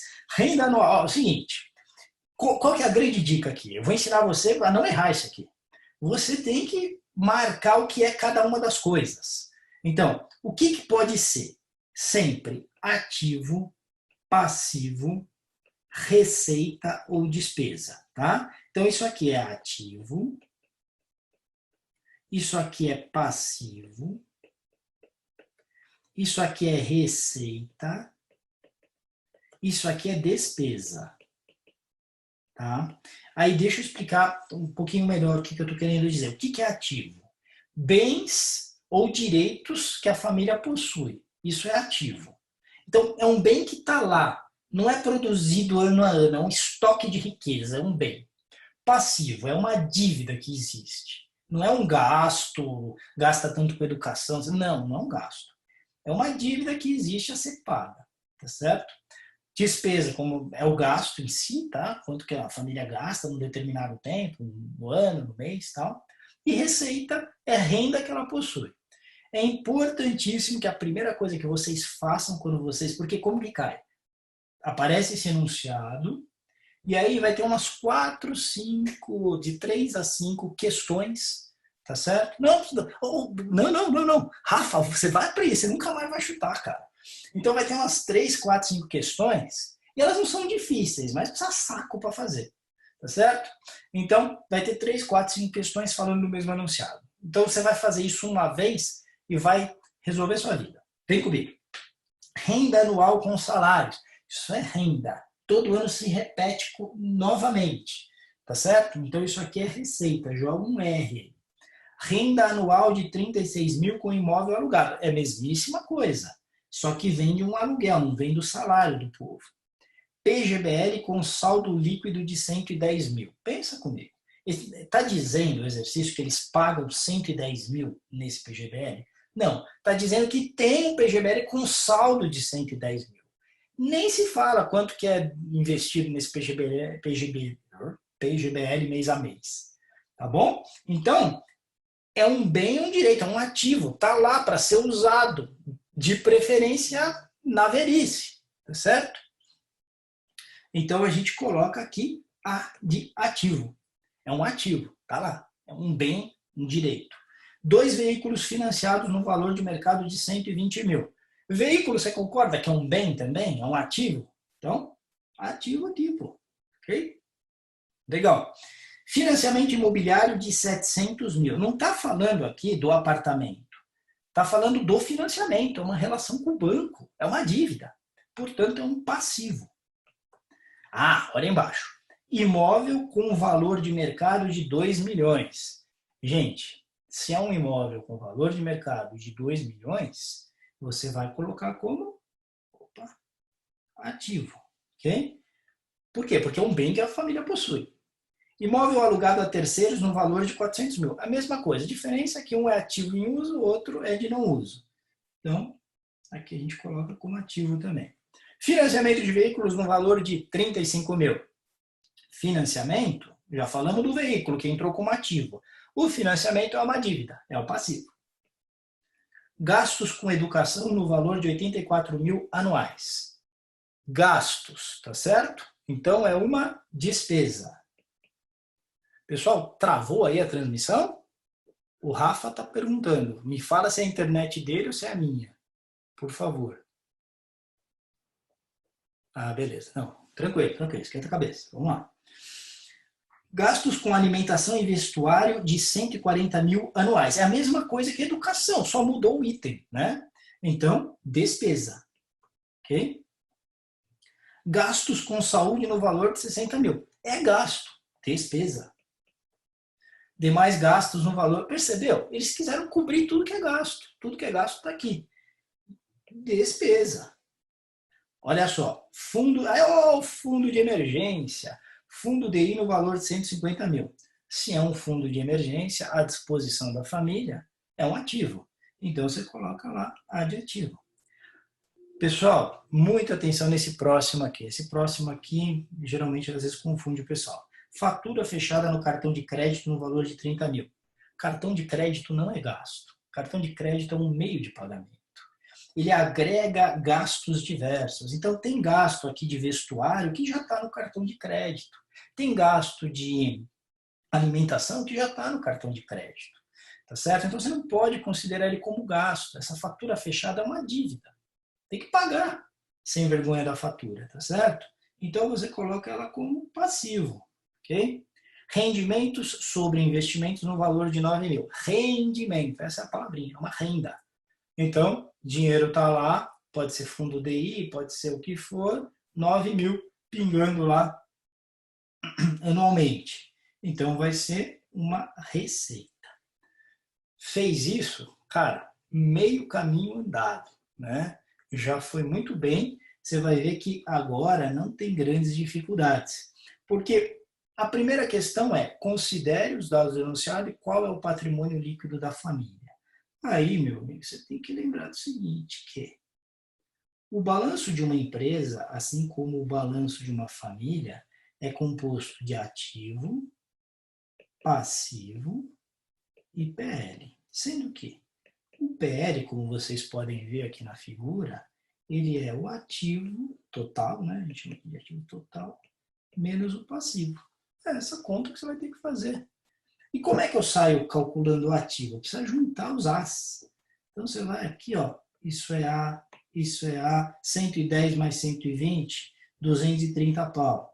Mais 2 milhões, 2 milhões 230. Mais 400, 2 milhões 630. Mais 150, 2 milhões 780. Tá certo?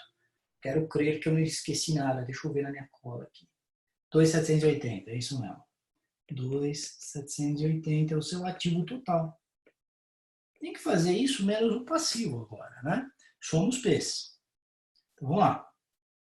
P aqui, 700 mil. P aqui, 735 agora. P aqui, 765. Na minha conta, 765. Deixa eu ver se eu esqueci algo. Não esqueci. 765. Qual que é o patrimônio líquido da família? Aí tem que fazer essa conta, dá 2.015, né? 2.015, isso aí. 2.015. Beleza? Então, 2 milhões e 15 mil, alternativa B de beleza, né? Mata essa questão. Ó, vocês viram que não é difícil? É essa causinha, né? Porque você tem que ver cada item, não tem que ter atenção na correria, putz, passar no gabarito e tal, você talvez esteja meio apavorado. Por isso que tem que fazer várias vezes, tem que fazer exercício, tem que estar pronto para não ser pego de surpresa, tá?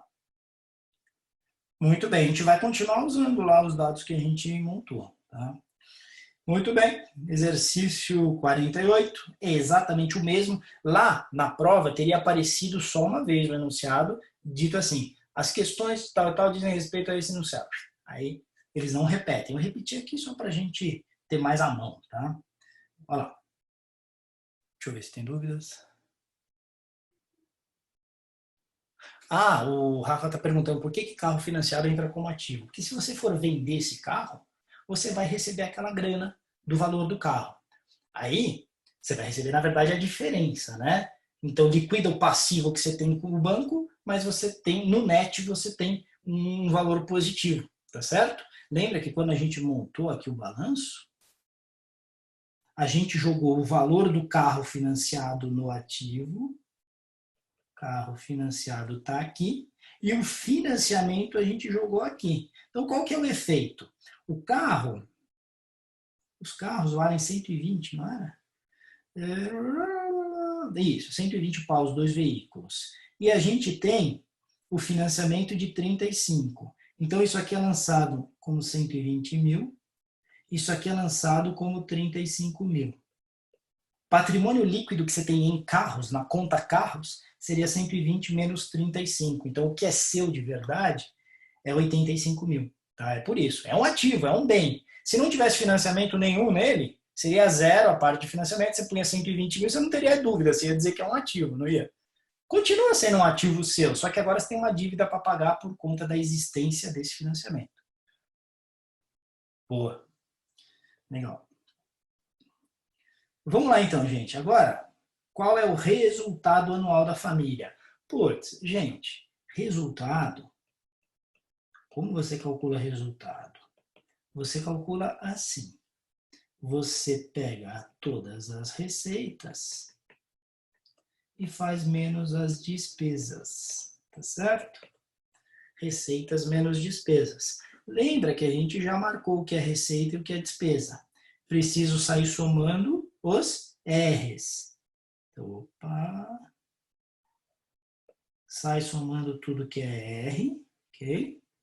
Então, vamos lá. 800 mais 36, 836.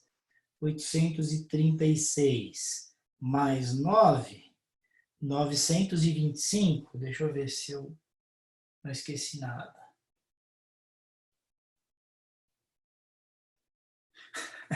Não esqueci, mas fiz conta errada. 836 mais 9 é 845, né? Na prova faz com HP, não faz que nem eu aqui, não. 845, tá certo? Então, olha lá. 845 mil é o que a família tem de receita por ano, né? E tira a despesa. Quanto é que ela tem de despesa? Vai dar 484 mil, tá? Então é só você somar os desenhos lá. 484 mil, tá? Então, eu não quero que vocês fiquem com dúvida, então eu vou voltar aqui, tá?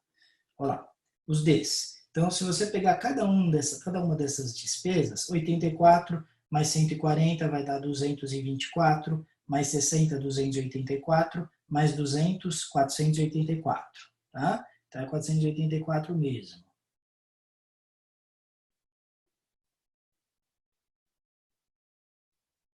Beleza? 845 menos 484, 361 mil reais. Esse é o resultado. B de boa. A gente gosta de um B aqui, né? Pô, sempre a B acerta.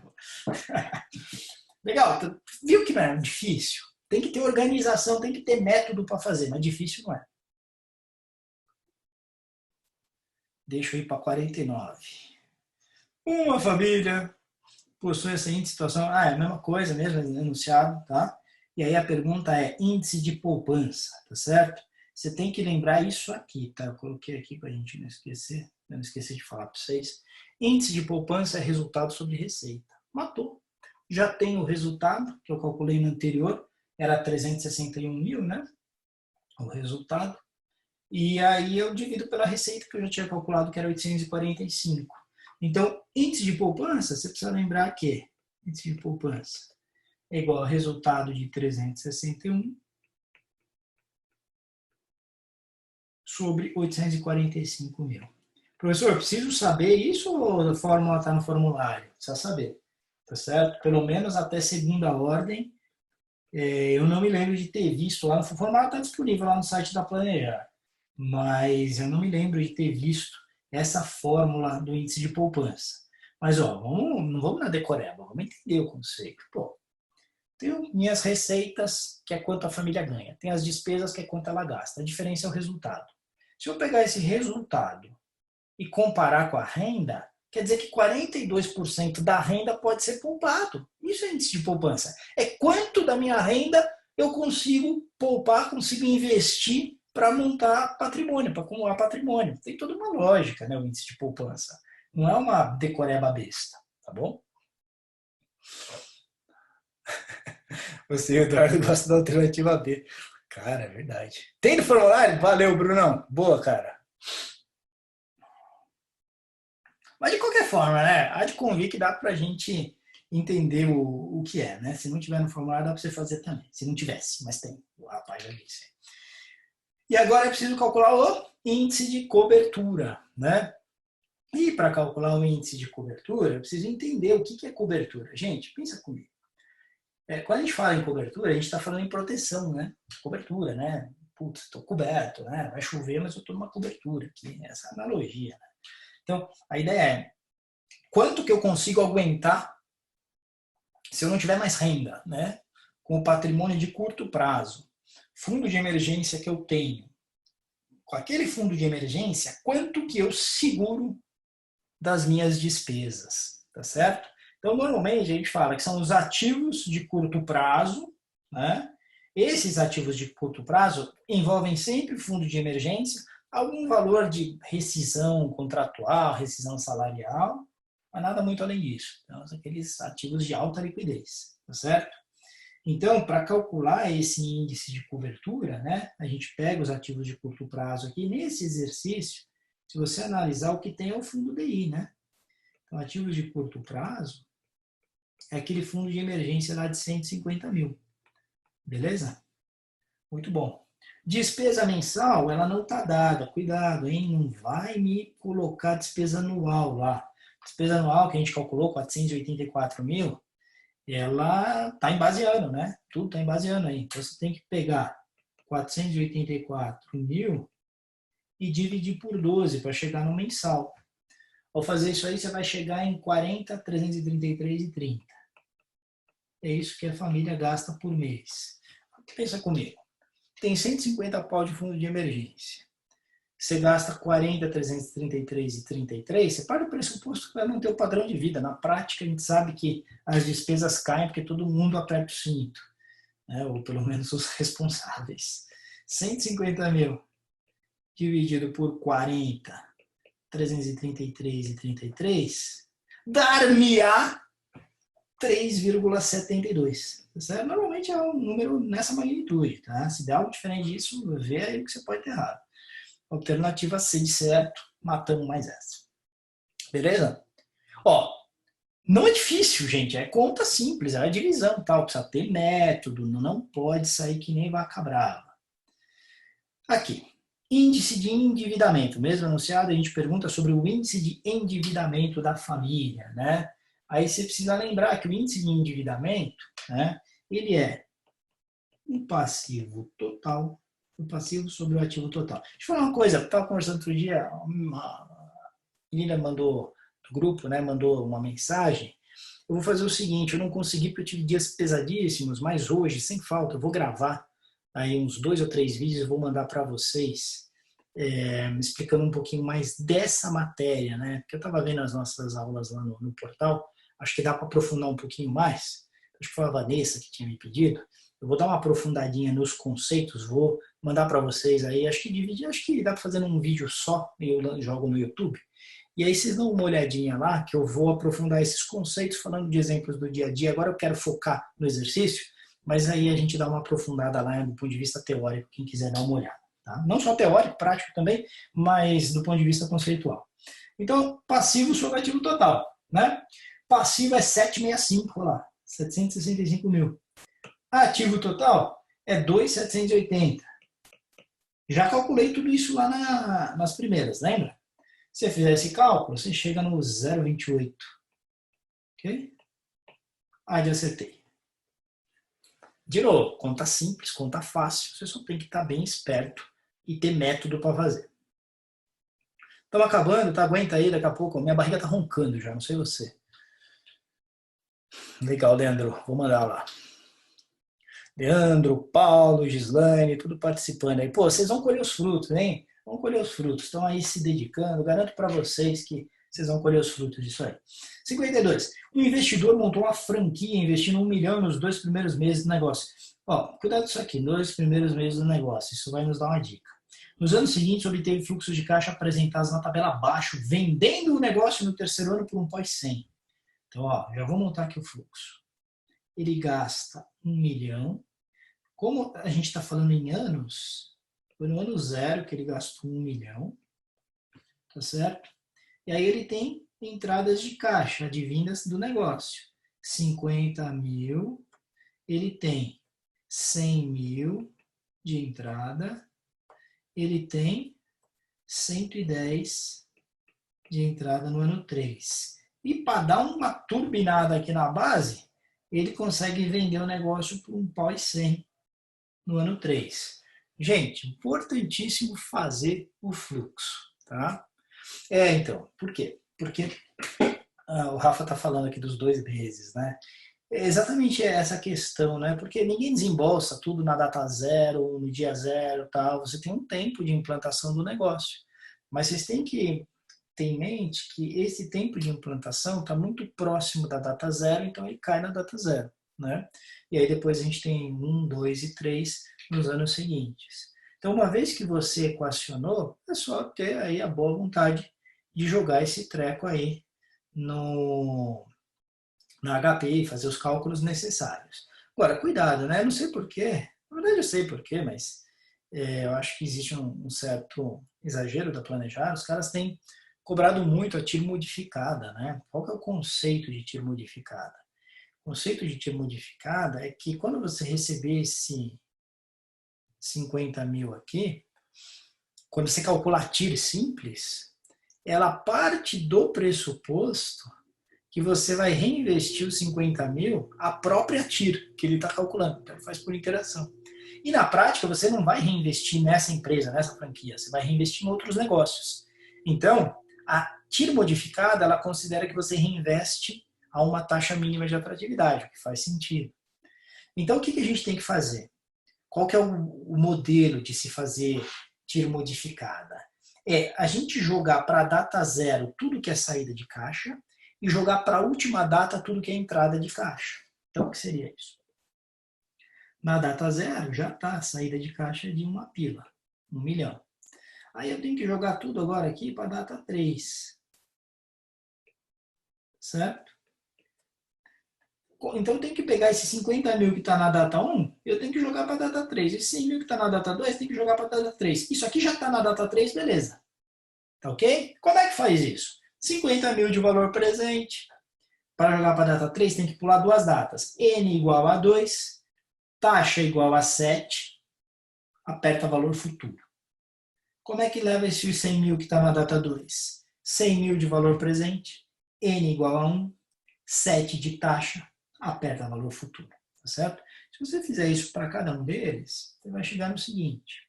O primeiro fluxo, que era 50 mil, quando a gente joga 2 períodos para ir lá para a data 3, ele vai ser 57, 245, bola, bola. O segundo fluxo, que era 100 mil, tem que jogar ele uma datinha para lá, né? Ele vira 107, né? 7%, ele vira 107. O terceiro fluxo, que era 110, já está na data 3, então ele permanece sendo 110. E tem também uma venda lá de 1 pau e 100, né? 1 milhão e 100 mil, que ocorre na data 3 e continua sendo 1 pau e 100 porque ela já está na data certa. Então, se você somar toda essa bagaça aqui, você vai chegar em 1,374,245. 1,374,245. Beleza? Então, essa aqui é 1,374,245. Aí, gente, fica fácil, né? Por quê? Porque o que eu vou fazer? Eu vou lá na minha amada HP e coloco esses valores. Então, eu coloco lá 1 milhão. 1 milhão vai ser o meu valor presente, vai ser o meu PV. Tá certo? 1,374,245 vai ser o meu FV. Põe negativo aí para não dar erro. Ou vice-versa, né? Vamos ser coerentes. Como a saída de caixa foi na data zero, eu vou pôr negativo na data zero. O meu N vai ser 3. Então, 3 vai ser o meu N. E aí você chama a taxa. Bom, quando você chamar a taxa, você vai chegar em 11,18%. Ok? 11,18% é a taxa anual. Tá certo? Porque sempre que eu calculo TIR, taxa, ele já calcula na base que eu estou colocando. Como é que eu estou colocando em anos? Ele me acha a taxa anual. Tudo bem? Beleza, gente? Legal. Depois, se não fez ainda, tá, faz com calma. Vai ficar gravado aí e a gente consegue tirar dúvidas que vocês venham a ter. Derradeira, hein? Derradeira. Mesmo anunciado, agora eu pergunto o VPL. Ah, gente, isso aqui é só uma confirmação de que você sabe usar HP, né? Então, aquele fluxo que eu montei anteriormente, deixa eu pegar o fluxo. Esse fluxo aqui, ó, está todo rabiscado aqui, que praticamente não dá para entender. Lufas. Tem que pegar ele e jogar na HP, né? Como é que você faz isso? Vamos junto aqui? Vou fazer com vocês. Para a gente encerrar, que o cheirinho do almoço está chegando, né? Vamos lá. Então, era 1 milhão de saída de caixa, né? Zero a calculadora, tá, gente? Não esquece. FCLX, certo? Pode ser FFIN também, FXY, mas eu prefiro FCLX, que ele já zera tudo. Então, vamos lá. 1 milhão. Inverte o sinal do treco. GCF0. Ok? Depois, 50 mil GCFJ. 100 mil GCFJ. 1.210.000 GCFJ. Tá certo? Qual que é a taxa? 7. 7 é o meu I. E aí você vai no FNPV, que está em cima da tecla PV. Então, FNPV. 121.793.28.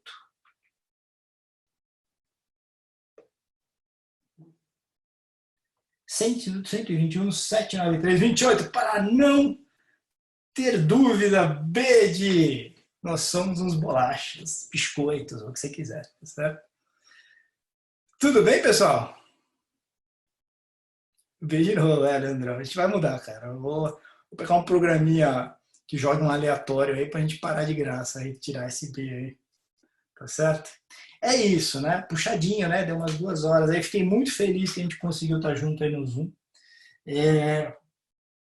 Vamos ver se a gente consegue nas próximas fazer YouTube. Mas deixa eu passar uma mensagem para você. Semana que vem, módulo 2, vamos firme aí. Pega o simulado, vai estar na segunda-feira lá no portal. Pega, já começa a fazer, começa a debulhar. Quinta-noite, sexta de manhã, nós estamos juntos para resolver. Vamos nessa pegada. Na outra semana, módulo 3, e assim vai. Depois, acabou tudo isso, imersão zona, mais exercício, mais exercício. Tem todo o tempo aí para você virar CFP agora em junho, né? A gente tem mais de 2 meses, cara. 2 meses e meio para se matar de estudar e arrebentar. Vamos aproveitar aí, enfim, a gente está aí porque vocês precisarem. Tiver dúvida, manda lá no grupo como vocês têm mandado. Quiser chamar no privado também, estou à disposição. O meu objetivo é que vocês virem CFP, tá certo? Vocês sabem que o nosso esforço é para isso. Beleza, galera? Algum comentário, dúvidas? Boa, show de bola, hein? Bom que vocês gostaram. Não, vamos assim, agora toda semana vai ter, tá? Então fica com a gente aí, ânimo que nesses momentos difíceis é que a gente separa quem vai para frente e quem se amedronta, né? Então, bola para frente. Valeu, um abração, tá certo? Eu vou encerrar aqui, mas qualquer coisa vocês me chamam lá no Zap. Abração, obrigado mesmo.